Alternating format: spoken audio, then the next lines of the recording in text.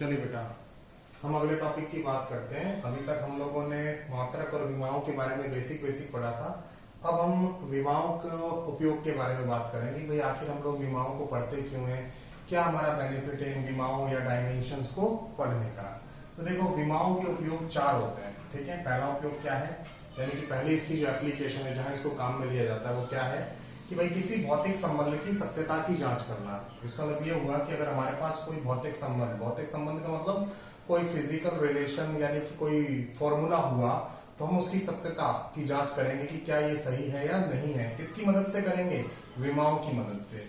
दूसरा क्या होता है कि किसी भौतिक राशि को एक मात्रक पद्धति से दूसरी मात्रक पद्धति में परिवर्तित करना, यानी कि जैसे हम लोगों ने मात्रक पद्धतियां पढ़ी थी, MKS, CGS, FPS, ठीक है। अब मान लीजिए कोई ऐसी भौतिक राशि है जो MKS में दी हुई है और हमसे कहा जाए कि उसको CGS या FPS में परिवर्तित करो, तो वो भी हम विमाओं की मदद से कर सकते हैं। अब जैसे मान लीजिए हमसे कहा जाए कि 1 किलोग्राम कोई वस्तु है, 1 किलोग्राम, यानी कि वो MKS में दिया हुआ है, और हमसे कहा जाए कि इसको CGS में परिवर्तित करो, तो 1 किलोग्राम का 1000 ग्राम होगा, ये हमें पता है।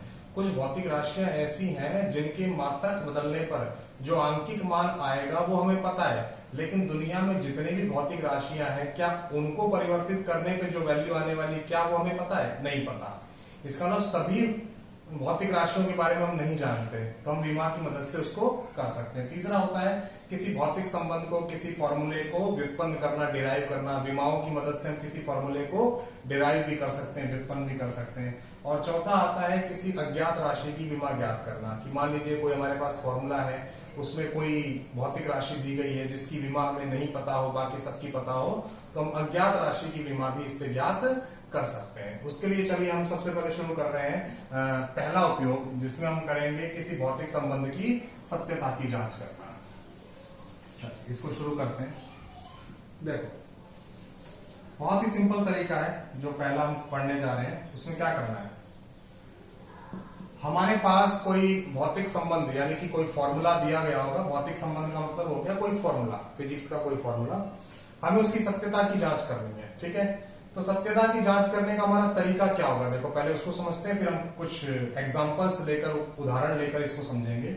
सत्यता की जांच करने का तरीका क्या है भाई, कोई भी फॉर्मूला होगा, उसमें एक LHS होगा और एक क्या होगा, RHS। फॉर्मूले में क्या होगा, एक LHS होगा और एक RHS होगा। हम क्या करेंगे, LHS में जितनी भी भौतिक राशियां हैं, जितनी भी क्वांटिटीज हैं, उन सब की विमाओं को रखेंगे। ऐसी RHS में जितनी भी भौतिक राशियां हैं, जितनी भी फिजिकल क्वांटिटीज हैं, उन सब की विमाओं को रखेंगे। जोड़ना, घटाना, गुणा करना, भाग करना, जो भी हो रहा है वो LHS में भी करेंगे और RHS में भी करेंगे। अगर सारा प्रोसेस करने के बाद LHS और RHS दोनों बराबर आ जाते हैं, ठीक है, विमाओं को रखने के बाद, उनको हल करने के बाद, उनको सॉल्व करने के बाद अगर LHS और RHS बराबर आ जाते हैं, तो हम क्या कहेंगे कि भाई ये फॉर्मूला, ये भौतिक संबंध क्या है, सत्य है, ये बिल्कुल सही है। और अगर ऐसा नहीं होता है तो हम कह देंगे कि ये फॉर्मूला क्या है, गलत है। तो ये हमारा एक तरीका हो गया सत्यता की जांच करने का। क्या करेंगे, विमाओं को रखेंगे, उनको सॉल्व करेंगे, देखेंगे LHS और RHS बराबर आ रहे हैं या नहीं आ रहे हैं। चलो इसको हम क्वेश्चन के थ्रू या उदाहरण के थ्रू करके देखते हैं। देखिए, जैसे मैंने कहा कि भाई हम किसी वस्तु की गतिज ऊर्जा की बात करें, ठीक है। गतिज ऊर्जा को बोलते हैं काइनेटिक एनर्जी, और गतिज ऊर्जा का फॉर्मूला होता है 12 mv²। ओके, ये जो फॉर्मूला है ये धीरे धीरे आगे चलकर आपको, जैसे हम ऊर्जा, गतिज ऊर्जा, स्थितिज ऊर्जा वाले चैप्टर पढ़ेंगे, तो ये फॉर्मूला अपने आप याद हो जाएंगे, आपको ज्यादा परेशान होने की जरूरत नहीं है। तो किसी वस्तु की गतिज ऊर्जा का फॉर्मूला होता है 12 mv²। हमसे कहा गया कि भाई विमीय सूत्रों की सहायता से इसकी सत्यता की जांच करो कि भाई सत्य है या नहीं है। चलो चेक करते हैं। तो हमारे पास LHS में कौन है, ऊर्जा। LHS में कौन है हमारे पास, ऊर्जा, और ऊर्जा की विमा होती है M1L2T-2। ओके, ये सारी विमाएं आपको याद रखनी है। धीरे धीरे जैसे जैसे आप प्रैक्टिस करते चलेंगे, आगे आगे चैप्टर पढ़ते चलेंगे, आपको विमाएं सारी याद होती चली जाएंगी। तो ऊर्जा की विमा क्या होती है, M1L2T-2। चलो अब हम RHS की बात करते हैं, ठीक। RHS में क्या दिया हुआ है, 1/2 mv²। अब विमा रखते हैं इसकी, देखो 1/2 की जगह 1/2 आएगा। और ये जो वैल्यू है ये न्यूमेरिकल वैल्यू है, इसका विमा से कोई लेना देना है नहीं, तो हम चाहे इसको हटा भी सकते हैं। ठीक है, ये जो न्यूमेरिकल वैल्यूज हैं, ये जो आंकिक मान साथ में मल्टीप्लाई हो रहे हैं, इनका विमाओं से कोई लेना देना नहीं है, तो इनको हम हटा सकते हैं। हमें तो सिर्फ किसको कंपेयर करना है, विमाओं को कंपेयर करना है। तो मैं m की विमा रखूंगा। m की विमा क्या आती है, m1 L0 T0। मैंने आपसे कहा था कि जो विमा है उसको लिखना है, लेकिन इन दोनों को भी लिखना है। अगर नहीं है तो क्या लिख देंगे, 0 लिख देंगे। पिछले वीडियो में हमने बात की थी। ऐसे v की बात करते हैं। v का क्या होता है, m0 L1 T-1, और इसका क्या हो रहा है, स्क्वायर हो रहा है। भाई स्क्वायर की जगह क्या कर देंगे, स्क्वायर कर देंगे। अच्छा, ये क्या बना, m1। ओके, अब इनको हटा सकते हैं चाहे तो। ये क्या हुआ, m0। ये क्या हुआ, L2। स्क्वायर हो रहा है तो L की पावर 1 है, उसका स्क्वायर क्या हो जाएगा, L2। ऐसे T की पावर क्या हो जाएगा, -2। अब इनको मिला देते हैं तो क्या बनता है, m1 L2 T-2। ये हमारे पास RHS आ गया। फिर हमने LHS को ध्यान से देखा और RHS को ध्यान से देखा तो पता चला LHS और RHS दोनों क्या हैं, बराबर हैं। इसका मतलब हम कह सकते हैं कि LHS बराबर RHS। ठीक, तो ये विमीय रूप से बिल्कुल क्या है, सत्य है। क्लियर, इस क्वेश्चन को अच्छे से समझ लें, इस एग्जांपल को, ताकि आपको समझ में आ जाए कि किसी भी भौतिक संबंध की सत्यता की जांच कैसे की जाती है। चलिए और उदाहरण ले लेते हैं हम, और उदाहरण ले लेते हैं। उदाहरण क्या कहता है, देखो, हम किसी वस्तु पर लगने वाले अभिकेंद्रीय बल की बात करते हैं। ठीक है, वस्तु पे लगने वाले अभिकेंद्रीय बल की बात करते हैं, और उसका फॉर्मूला होता है mv²/r। ओके, अभी आप सोच रहे होंगे कि अभिकेंद्रीय बल क्या होता है। ठीक है, तो मैंने आपको कहा कि जैसे जैसे हम चैप्टर्स को पढ़ते चले जाएंगे हमें सब कुछ समझ में आने लगेगा, लेकिन फिलहाल जो यहाँ शब्द आ गया है तो भाई बताना जरूरी है।